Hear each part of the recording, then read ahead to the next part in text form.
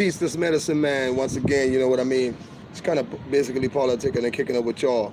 You know what I mean. About some things that they are out there in the sun, man. It's feel good out here. It's beautiful. Um, One of the things I want to politic and build with y'all about is the origin of hoodoo, man. Like I be seeing people talk about the origins of hoodoo and root work and having a basis and different religious persuasions, man. But ultimately, hoodoo, the original origin of hoodoo was laid out on the plantation, man. It's laid out on the plantations, and those people on the plantations that basically that created hoodoo, and what we know is the hoodoo culture. Um, they compiled the best elements of all of the spiritualities that was on the plantation. So you have multiple ethnic groups of people, man. I mean, like you had groups from West Africa, you had groups from indigenous people that were already here, man. Let's talk about the Black Seminoles. Let's talk about, you know what I mean, these black people that already been here when the British colonialists already came here. There were people already here. There was no Ifa. There was no Paulo Miyambe. There was roots. There was people working there in indigenous science. So when other African traditions came over here, these other African traditions merged with what was already here. You see what I'm saying? So when you go to Puerto Rico and you see that these so-called Puerto Ricans, who are really indigenous people that were already there before the Spanish people even came, you know, they were already practicing a form of spirituality. So only thing they did is merge their spirituality with Santeria. They merged their spirituality with Lukumi. And then they merged their spirituality with Paulo Miyambe, giving birth to what Paulo Miyambe is now. You know what I mean? But I've been hearing people say that hoodoo is Paulo and that Paulo is hoodoo, and which is not true. Hoodoo is an expression of Bantu spirituality and cosmologies in America. That's what hoodoo is. It's an expression of it, because when you go across different Bantu tribes, you see many different practices, many different deities, many different ceremonies and acts being actually performed and done. And that's mainly because these people had a unique form of spirituality, a unique form of cosmology that they all understood amongst one another, but yet they all preserved their right to culturally express themselves independently from everybody else. And this is what actually spread it over here. You know what I mean? When the Bantu cosmologies came over here, and I'm gonna be honest with y'all, man, you know, on some real talk. Bantu people been in America way before slavery, thousands and thousands of years before slavery. You know what I mean? The African people had knowledge of sea navigation. You know what I mean? They had knowledge of sea navigation, and for the most part of having that knowledge of the sea navigation, they were already traveling back and forth, back and forth, back and forth with America, doing trade with different societies over here. You know what I mean? And all of this took place thousands of years before slavery, thousands of years before what is known as Paulo Miyambe even came over here. You see what I'm saying? Or even was created. You see what I'm saying? So when we do the history, you know, a lot of us don't like to give the acknowledgement to the indigenous people that were already here, that received an extra dosage of spirituality from the Africans that were brought here. You see what I'm saying? So when we're talking about recognizing all of our ancestors, man, we can't just look at Africa and say, well, you know, okay, we African people descended from Africa, so this is what we only acknowledge, because there's a lot of ancestors right here in America that shared their blood, that put their life on the line and everything for us to be able to practice our spirituality in a free and, you know, in the so-called free way. You know what I mean? So we should give reverence and honor to the ancestors that were already here in America prior to the African slave trade. You see what I'm saying? Because we had existing societies, we had political systems and governments, and we had a lot of things going on that was already operational before it was disturbed by the transatlantic slave trade.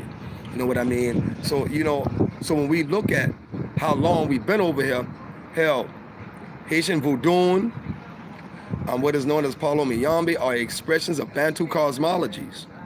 You see what I'm saying? And these expressions, truthfully told, were already here prior to the transatlantic slave trade.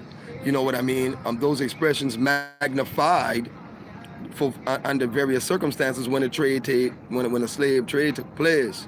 And when I say they magnified, is the fact that people brought more of the Bantu cosmology that was already here. They brought more added on, and from them adding on, it became stronger and stronger, and then it materialized into into the Afro-Cuban religious systems. You see what I'm saying? And what we have to realize about the Afro-Cuban religious systems, for the most part, is that these Afro-Cuban systems were derived by people that look like me, derived by people that look like you. These were the original indigenous black Cubans, the original indigenous black Puerto Ricans, the original indigenous black Brazilians. You see what I'm saying? These were the people that preserved the knowledge and the teachings and everything like that. And for the most part, there are people that pretty much go to the islands and they pretty much see what's going on, and there's a misrepresentation in America about Afro-Cuban religions. For the most part, there's a misrepresentation, and many of the people today in America, especially people of African American origin, we definitely think that the Afro-Cuban religions and spiritual systems and the connection to the ancestors is not our right to have also, which is another lie. We have a right to connect with our ancestors, our indigenous ancestors, and our extended ancestors, and those systems that has preserved the teachings, the knowledge, the wisdom of our ancestors. We definitely, absolutely have a right to those systems, and we should pursue those things if those things are in our destiny. Everyone does not have to embrace a spiritual system to be spiritual that we know. But under various circumstances, people's ancestors come up, and for various reasons in their destiny, the ancestors call them forth to come to do greater work inside specific spiritual systems, because they need that particular knowledge and skill set to be able to go out there and help people. So when the ancestors call people, like for example the Haitian Voodoo, you might have a root worker who might have deep origins and deep roots with having witches and root workers in their family. So once they start being exposed to the spiritual teachings and start opening up their spiritual channels, what happens is their ancestors start to come through. So now when your ancestors start to come through and you have Bantu origins in your blood, what ended up happening is they have a stronger pull on your life. You know what I mean? I've been in situations where I used to drive truck, and I've been doing roots and working my roots all my life, and from driving trucks, one thing I learned is that, when the spirits are ready for you to go and do something else, they're ready for you to go do something else. Now, I've been working my roots and everything, helping people all around Florida, South Carolina, North Carolina, and Georgia for the most part. And what ended up happening is when I say, well, I'm going to chill out for a while from working the roots and stuff like that and just be a regular person, I'm going to go ahead and just chill out for a while. So that's what I did. And I went to start driving trucks. And when I started driving trucks, every truck I had problems. Every one I had problems. So I went and bought me a truck, bought a truck, and that even got worse. You know what I mean? I'm riding up down the mountains, brakes giving out, and I'm like, man, why all this is happening? Why all this taking place? And then I had a dream. Well, I had a fire on my truck actually one time, and after the fire, then I had the dream. So and from the dream, I gathered that the spirits was basically telling me, you know what, you have to stick within your destiny. There's some things that you really need to do, some people you really need to be helping, and all you're doing out here is helping yourself. You know what I mean? Even though it was a profitable venture for me, but for the most part, my spirits didn't agree with it, and because they didn't agree, they removed me from that situation and made that situation complicated for me to remain in it. And this is what the spirits will do when you are called.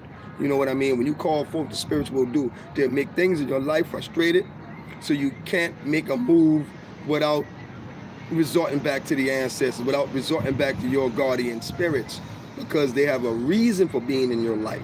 They have a reason.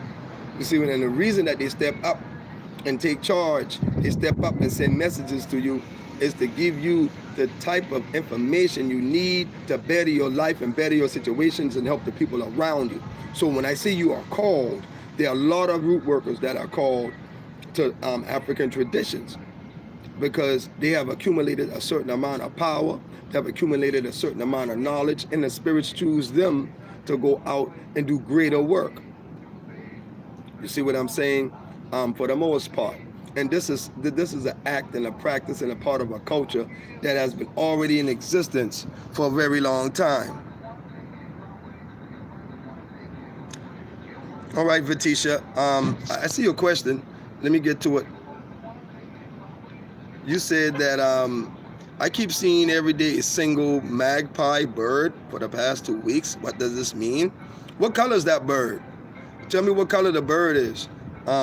Generally, when you see white birds, it just depends on the circumstances and the situation. The white birds often represents a spirit, and it's often a spirit that's coming around. Could be a totem spirit, or could be the spirit of a deceased family member, or relative, or guardian spirit. It just depends on the circumstances. If the bird is a black bird, it could be. It could also be the spirit of a dead person. It just depends on the circumstances. I found out not long ago that my great-grandfather was Gullah Geechee. Did they practice hoodoo too? Of course, absolutely.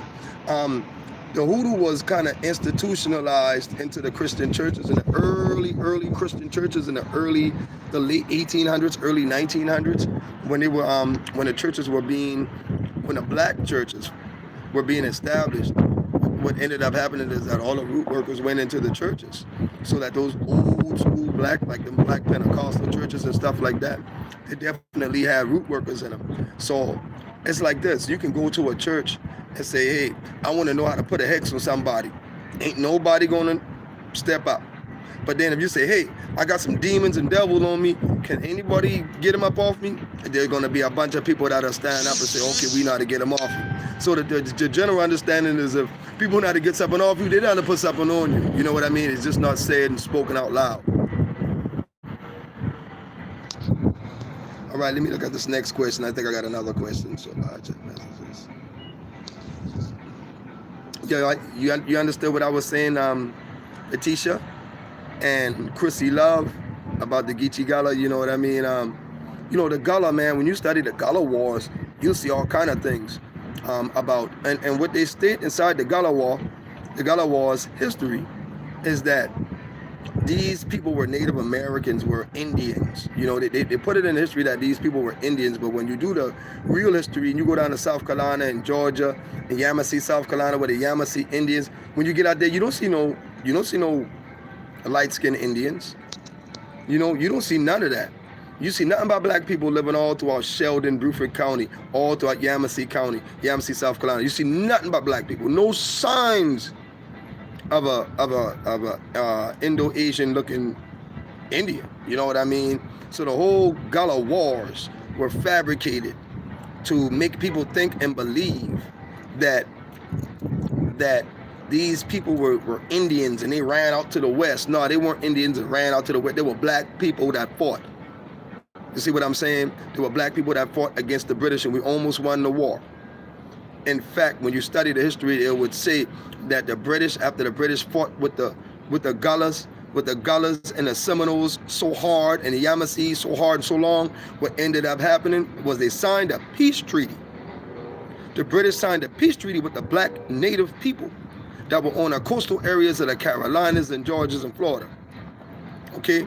They signed that peace treaty, and from that peace treaty, they said, we are not trying to enslave any more of the indigenous black people, because they couldn't handle the war. So that's when they went back to Africa and started bringing their own people over here. And then after a while, the black people that were already here, they started helping the black people on the plantations escape. Every slave in the state of South Carolina and North Carolina knew, and Georgia knew, and Florida, they all knew, if you escape from a plantation, you go over to them crazy wild black Indians in Georgia, you free man. Okay? And that was the regular understanding of that. That was the regular understanding of that for the most part. Y'all have any more questions before I wrap it up? You know, you're free to ask questions. This medicine man, I always try to, when I'm live, I try to answer questions about all kind of things. It's the Hoodoo Let's Talk, and for the most part, you know, it's all about disseminating information, man, so people can understand the real and true origins of hoodoo and understand how this thing really works for the most part. Because a lot of people think that, you know, just kind of think that hoodoo is some loosely based when this thing is well preserved in people's family. You know what I mean? You have families that only one or two people got it. You know what I mean? But it's meant to be that way because there is not everybody in every family is going to have that ass shake. Everybody in everybody's family is not going to have that spiritual understanding, that gift, that open eye to be able to perceive reality at a higher level. You see what I'm saying? So the people that do receive these level of information within the black family, these are people that have been scoped out, people that have been intentionally kept around to see different things and things of that nature. And for the most part, these are the people that learn. And when they learn, they carry the knowledge on. For the most part, this tradition has been broken with people accepting various religions and not even understanding the other religions that they accept. Like there are people that accept Christianity, not understanding that Christianity has a very, very deep-rooted connection to root working, not only from the American aspect, you know, the Black American aspect, but also from the African aspect. Because when you even look at the ancient Egyptians, you know, they had herbal formulas. You know what I mean? When you look at the ancient Ethiopians, they had herbal formulas. You see what I'm saying? So root working is not only exclusive just to hoodoo. Root working is, and hoodoo is actually an integral part of larger systems. Not to say that hoodoo is a small system, but it's a cultural system that's understood primarily by Black Americans. You know what I mean? And it's very, very hard for somebody to teach authentic hoodoo to somebody who is disconnected from the Black culture, because the majority of the way we think, the majority of the way we feel, the majority of the way we act, our magical choices, our magical decisions are all based on our cultural influences that we come from. You see? All right, I got a question. Say, when you see these animal totems, how can you understand the message they are trying to send? Is it a feeling? Well, it just depends. Certain animals have certain connections to particular spirits. There's animals that's being connected to certain spirits. When you see or encounter those animals, especially after a prayer or some type of spiritual service or ceremony. Let's say you come and get a cleansing. You get cleansed with a chicken, okay, or egg. It doesn't matter. And after you're cleansed, you go out and let's say you see a fox. You see a fox. Okay, when you see that fox, the average person might say, oh, it's just a fox. But little do you know the spirit that I used to cleanse you with, let's say, for example, the spirit that I used to cleanse you with, its totem animal is a fox. So by you seeing that fox after you receive that cleansing, it's an omen, a sign, a confirmation by that spirit that they have removed your afflictions, your dirt, your negative energy, and have removed any kind of forces that goes against your life. So yeah, that's one of the working ways how totem spirits actually work with us. Let's see. Any more questions? I'm waiting, y'all. I mean, I'm here.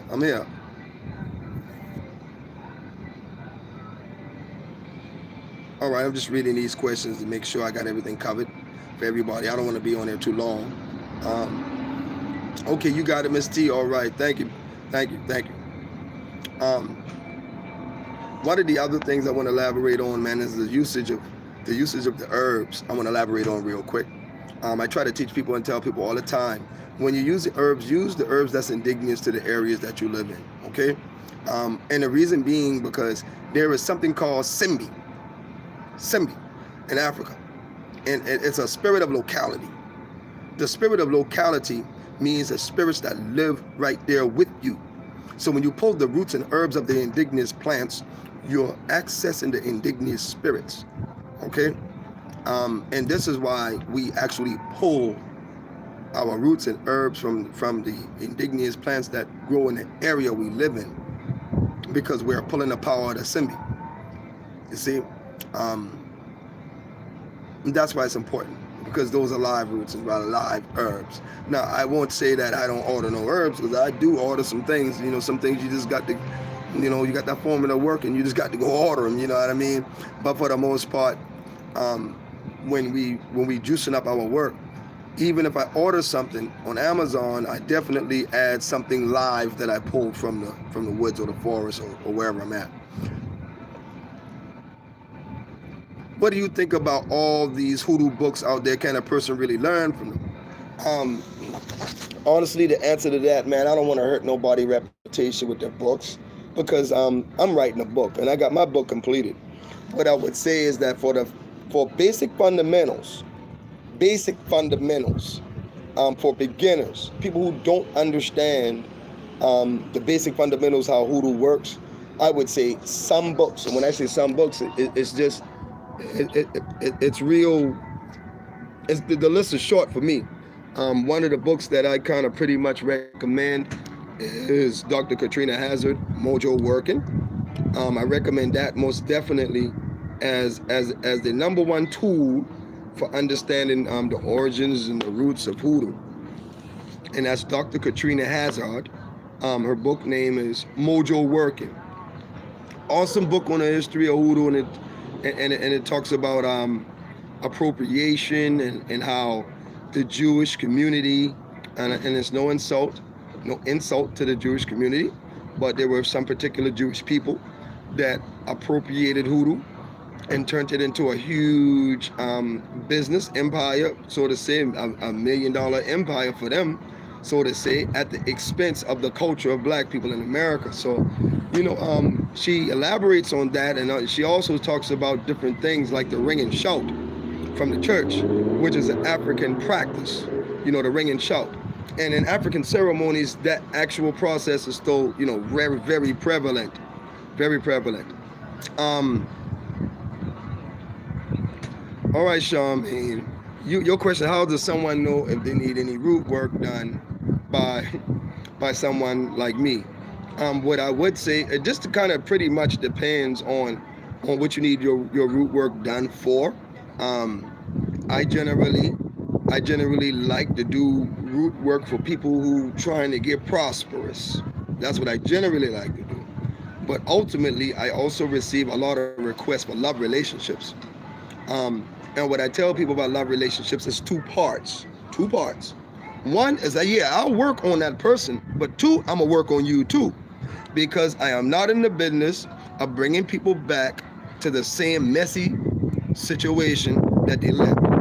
You know what I mean? And honestly, some people run people off, and I can bring them back, but I can't bring them back to the same thing that ran them off.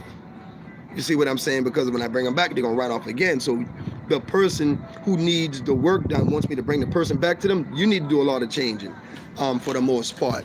So yeah, Charmaine, I mean, it just kind of depends on what kind of work you do. I do all kind of work. I work with people. I teach people. I just try to educate people on how to solve their own problems.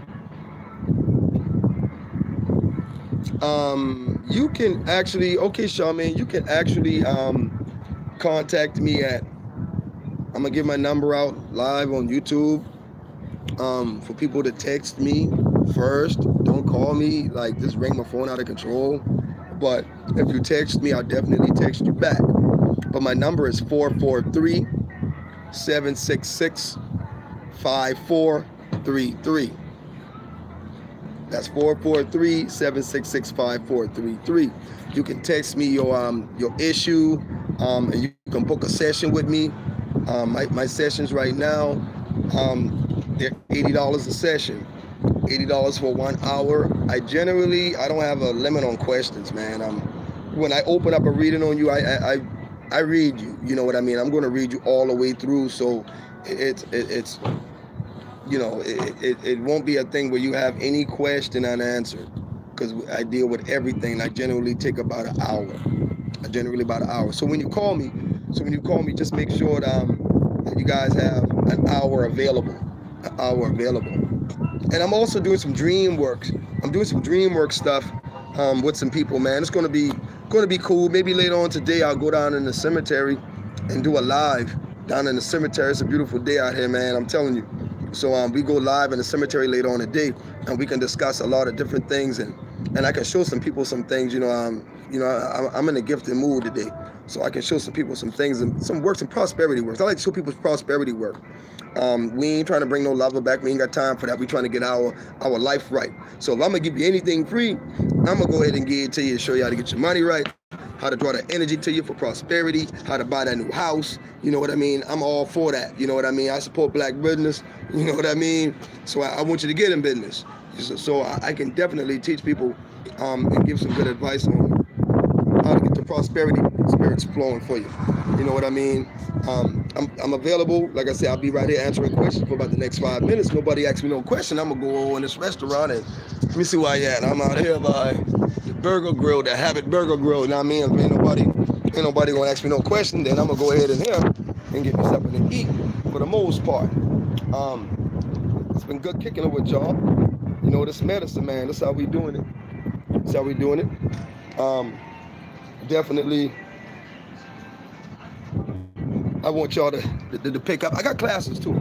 I got classes, and what I've been trying to do, because so many people been asking me about classes, I just been kind of dealing with everybody on their own individual time.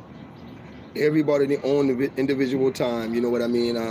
I schedule people and give them their 2-hour sessions, and one-on-one, because everybody's in a different level of development. So for the most part, you know what I mean? It's Spencer, man. I'm signing out. I got the Ancestral t-shirts. You can hit me up on Facebook. I'm Charles Mason on Facebook. Follow me. And follow the Hoodoo Life page on Facebook also. I got the Ancestral shirts. They're dope. Got various colors. Y'all can kind of pretty much contact me for that if you want one.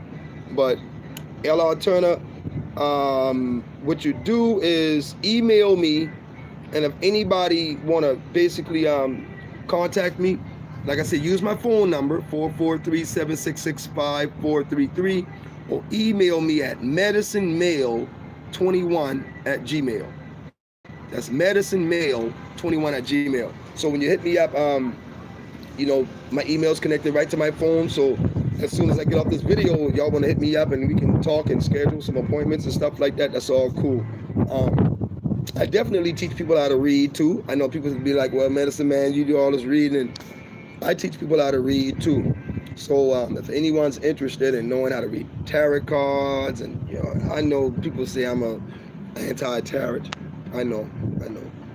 But I do know how to read the tarot cards. I've been reading a very long time. Just my preference to read sticks, stones, and bones, graveyard tree bark. I like the Metaneta cards. I like the Metaneta cards from the All-Star Society also. You know what I mean, for the most part. But I do teach people how to read. So if you're already a witch, if you're already a root worker, you know what I mean, you're already a spiritualist, and you need some help learning how to read on a more in-depth level, yeah, I can get with you. I can work with you guys. But if you're a novice, I'm honestly tell you that, coming out of the blue, being a novice, I probably won't be the one to help you. I'm learning how to read from scratch. You have to have some kind of skill set already. So with the reading, that happens there. But for the ancestral connections, I'm definitely working with people on a one-on-one basis for establishing connections with the ancestors. So if anyone want to contact me and ask me questions about those things, just give me a shout out at medicinemail21@gmail. It's medicinemail21@gmail, or hit me up 443-766-5433. And I'm about to go to this restaurant and check out some of this GMO, man. Real talk. I'm gonna lay low. I ain't eat no burgers and nothing like that. I'm gonna get me a salad. You know what I mean? Get me a salad and do it like that. So y'all stay good. This medicine, man. Peace, man. Y'all be good. I'll get at y'all later. We going live in the cemetery when I get back on the other side of town. So y'all be good.